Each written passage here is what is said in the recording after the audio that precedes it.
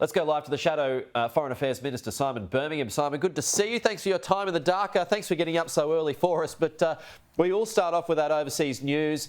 Putin has vowed to get tough on those responsible for the uprising. Prigozhin said, just a protest, not a coup. What are your observations on all of that this morning?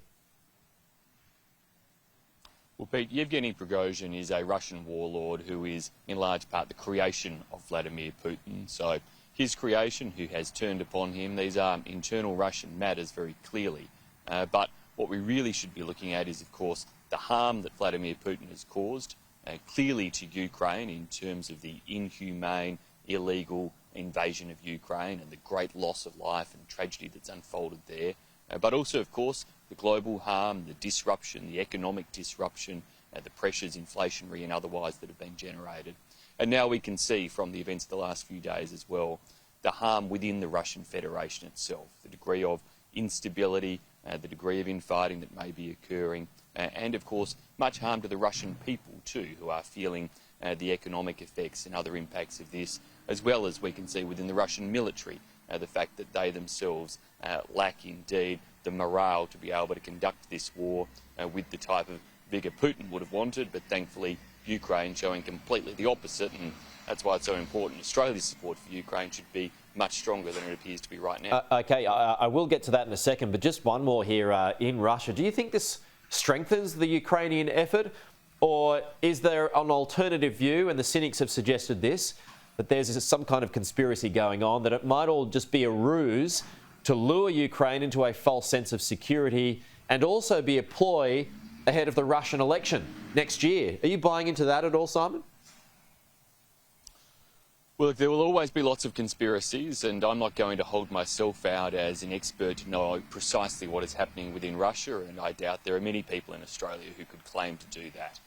But what we do know is that Ukraine has shown a heroic defence of its nation since this illegal and immoral invasion began last year.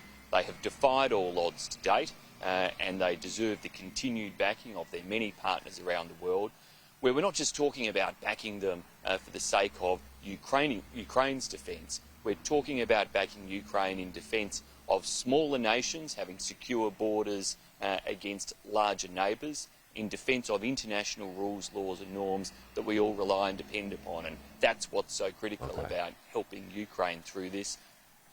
OK, let's get to Richard Marles' package now, Simon. He announced it yesterday, on its way to Ukraine. What's your view on it? Is it enough? It's come too slowly as support package, and it is frankly too little at this stage. Australia in the early days of the Ukraine war was the largest non-NATO contributor and had a comprehensive package of significant modern military equipment, along with humanitarian assistance and energy assistance. This package is using some of it quite old military equipment that was soon to be retired by the Australian Army. It's much smaller in scale. It has only a token humanitarian contribution and no energy support. And so, frankly, we think there should be a clear rethink by the Albanese government, and they should look specifically at the requests Ukraine has made themselves for Australian Hawkeye vehicles, for Australian tanks, for the type of support in demining they've asked for too. On Hawkeyes, the claim from the government is that it's not suitable for the Ukrainian environment. There is a fault in the anti-lock braking system. I mean, is that fair enough? Well, look, the braking system might be a concern for Australian roads, but we're talking about Ukrainian war conditions, and I'm sure they're very conscious of those issues.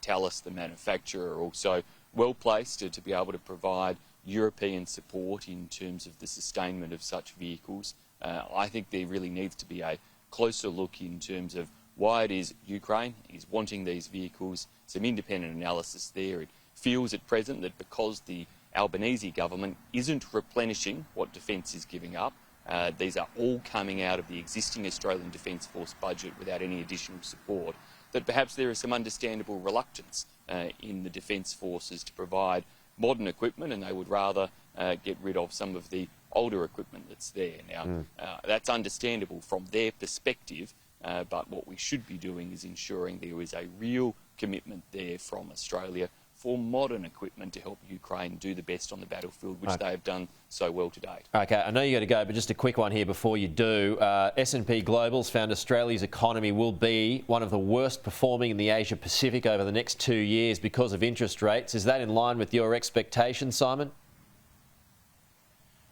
We've seen 2 Albanese government budgets now.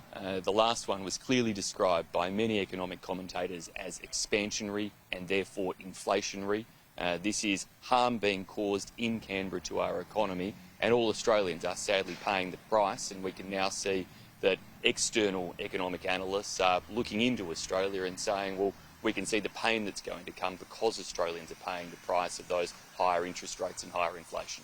Simon Birmingham, thanks for your time. We'll talk to you soon.